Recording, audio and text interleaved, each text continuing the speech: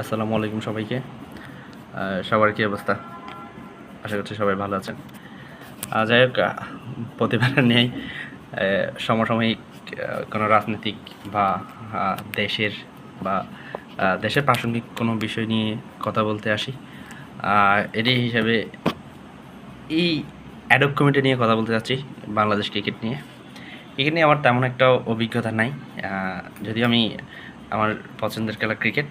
আমি ছোটোবেলায় অনেক ক্রিকেট খেলেছি। সেটা আমাকে যারা চিনেন, বিশেষ করে আমার গ্রামের স্কুলের বা আমার কলেজের, ওরা আমাকে চিনবেন। যাকে এটা পরের কথা। যে এই আমাদের যে বর্তমান বিসিবিতে যেই কমিটি দেওয়া হলো, অ্যাডক কমিটি, এখানে যে বিষয়টা আমার কাছে মানে গিল্টি লেগেছে, এটা হচ্ছে ওই পরিবারতন্ত্রের যে একটা বিষয়। যেমন কিছুদিন আগে সংসদে হাসনা আবদুল্লাহ সংসদে বলেছেন যে এটা বাপের দেওয়া টিমের মতো পরিণত হয়েছে। তো এই সালাউদ্দিন আহমেদ তিনি এখানে বলেছেন যে অভিজ্ঞতা তামিম ইকবালকে দিয়েই সভাপতিত্ব করার মাধ্যমে এখানে বাপের দেওয়া টিম নেই, ওনার মতো করে ব্যাখ্যা করেছেন। যাকে এখন কথায় আসি, যে পরিবারতন্ত্রের দিকে আমরা ফিরে যাচ্ছি, এটা আপনি অন্য কোনো সেক্টর, অন্য কোনো দিক হলে সেটা কোনো না কোনোভাবে মানা যায়। যেমন যদি আমি একটা উদাহরণ দিই, জুলাই অভ্যুত্থানের সময় সাকিব আল হাসান, আপনি জানেন বাংলাদেশ ক্রিকেটে তার অনেক অবদান আছে। যদিও আমাদের মেজর কোনো ট্রফি নেই বাংলাদেশের, আমাদের ত্রিদেশীয় ট্রফি আছে, ত্রিদেশীয় যে সিরিজগুলো আছে, এমনি যারা দেশের সিরিজ খেলে এরকম ট্রফি আছে আমাদের। এরকম কোনো ট্রফি না থাকার কারণেও সাকিব আল হাসানকে দিয়ে পুরো বাংলাদেশ ক্রিকেটকে সবাই চিনে, এভাবে গাল গল্প বলে আমরা যেটা শুনি। যদিও আমিও সাকিব আল হাসানের এক সময় অনেক বড় ফ্যান ছিলাম। জুলাই বিপ্লবের পর থেকে ওনাকে আমার তেমন ভালো লাগেনি। আর তেমন জুলাই বিপ্লবের পরে না, উনি রাজনীতিতে যোগ দেওয়ার পরেই মূলত আমার ওকে ভালো লাগেনি। আচ্ছা, ওইটাও বাদ দেওয়ার কথা। এখন মূল কথা হচ্ছে যে এই যে পরিবারতন্ত্রের দিকে আমরা ফিরে যাচ্ছি, যেমন মির্জা আব্বাসের ছেলেকে নেওয়া হয়েছে, যিনি তারেক জিয়ার উপদেষ্টা এখন। তারপরে আমির খসরু অর্থনীতির মন্ত্রী, অর্থমন্ত্রী, তার ছেলেকে নেওয়া হয়েছে। তারপর সালাউদ্দিন আহমেদ আমাদের স্বরাষ্ট্রমন্ত্রী, আমাদের চকরিয়ার, তার সন্তানকে নেওয়া হয়েছে।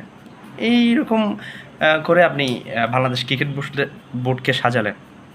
যদিও সাময়িক একটা কমিটি বলছেন আপনারা কি জানেন এই ক্রিকেট টিম বাংলাদেশের ছেলেরা, যেমন কি আমরা, আমাদের বয়সী বা আমাদের ছোটো বয়সী যারা আছে, তারা ক্রিকেটকে কী পরিমাণ ধারণ করে।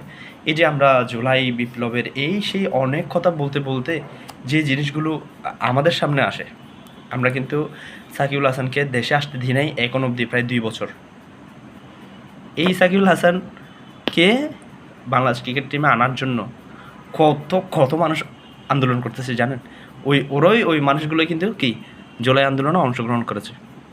হ্যাঁ, ঠিক আছে, ব্যক্তি সাকিব, এই সাকিব, এরকম আমরা অনেক কথা শুনি, কিন্তু কেন? ক্রিকেটের একটা বাংলাদেশের অনেক ছেলে মেয়ে, অনেক বয়স্ক মানুষ আছে যারা ক্রিকেটটাই বেশি পছন্দ করে।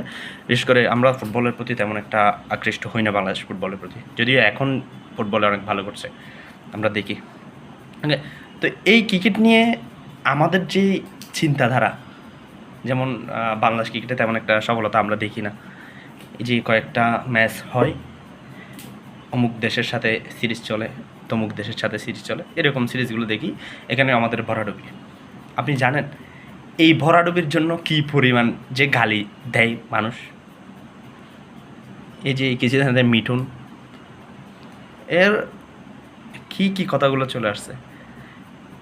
ওদের পারফরমেন্স নাই, কিন্তু গাল গল্প বেশি। তো পারফরমেন্স যদি আপনি করতে না পারেন, বাংলাদেশের ক্রিকেটের জন্য আপনি যদি কিছু দিতে না পারেন, তাহলে এই যে জেনজি সমাজ যারা আছে আমরা, হ্যাঁ, যখন আলফা সামনে যারা আসতেছে, ওরা তো সবাই ক্রিকেটকে অনুসরণ করে। তো এই ক্রিকেটকে যদি আপনার পরিবারতন্ত্র দিয়ে সাজান, আর এই পরিবারতন্ত্রের কথা বাদ দিলাম, এই ক্রিকেটের যে অবস্থা, এই অবস্থায় যদি এরা সফলতা অর্জন করতে না পারে, আমাদের যদি ওরা কিছু দেখাতে না পারে, তাহলে বিএনপির অবস্থা কী হবে? যে উনি বাংলাদেশের টপ 3 মন্ত্রীর বা টপ 3 নেতার ছেলেদের এখানে বসে দিলেন। আচ্ছা, কোনো না কোনোভাবে ওরা ছেলে, এটা মানলাম, কিন্তু আপনি ববি হাজারের বউকে কেন এই কমিটিতে রাখলেন? উনি তো মেয়ে, মানে আমরা জানি তো উনি আইনজীবী, ওনার সাথে ক্রিকেটের কী কাজ? এই যে একটা অবস্থা, এই অবস্থার জন্য বিএনপিটা মারাত্মকভাবে সাফার করবে। যদিও আমরা জেনজি সমাজ যারা আছে সেটা সবাই বিএনপির বিরোধিতা করতেছে এই জুলাই সনদ, সংবিধান সংস্কার এসব বিষয় নিয়ে। আলটিমেট যে বিষয়টা দেন সামনে ম্যাচ হোক, যখন বাংলাদেশে ভরাডুবি হবে, আপনি দেখবেন যে এটা শুধু পরিবারতন্ত্রের বিষয় না, এটা পুরো বিএনপি তন্ত্রের উপরে চলে আসবে বিষয়। মানুষ ক্রিকেটকে অনেক বেশি ভাবে টিকিট নিয়ে বাংলাদেশ, তো এই ক্রিকেট নিয়ে ভাবার বিষয়টাতে যদি এই টাইপের অবস্থা হয়, তাহলে দেখবেন যে এটা পুরো বাংলাদেশে এটার একটা দুর্নাম ছড়িয়ে যাবে। আলটিমেট সেটা সংসদের মাধ্যমে যে মানে হাসনাত আবদুল্লাহ সংসদে এটাকে বাপের দেওয়া টিমে পরিণত হয়েছে বলে সবাইকে জানিয়ে দিলেন। আর আমরা জানি হাসনাত আবদুল্লাদের সবচেয়ে বেশি ফলো করে কারা। লেটস সি, আমরা দেখছি।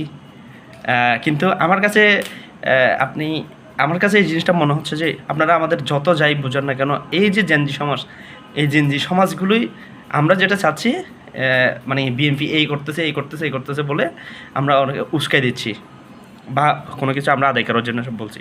কিন্তু আপনারা যে এই একটা কাজ করলেন, এই কাজের জন্য আপনাদের এটা সাফার করতে হবে এবং এটা সত্য সময়ের অপেক্ষা। বাংলাদেশের ম্যাচ খেলুক, যখন ফলস করবে আপনি দেখবেন যে এটার পিছনে কারা দায়ী, পিছনে পরিচালনা কারা করতেছে। এই দিক থেকে আপনারা একটা বড় ধরনের ফলস করলেন, আর এটার জন্য আপনাদের সাফার করতে হবে। আই হোপ আপনারা সেটা বুঝবেন এবং আমরা সেটা দেখার জন্য অপেক্ষা করছি। ঠিক আছে, এটা বলার জন্য আসছি আসলে। সবাই ভালো থাকবেন, ধন্যবাদ।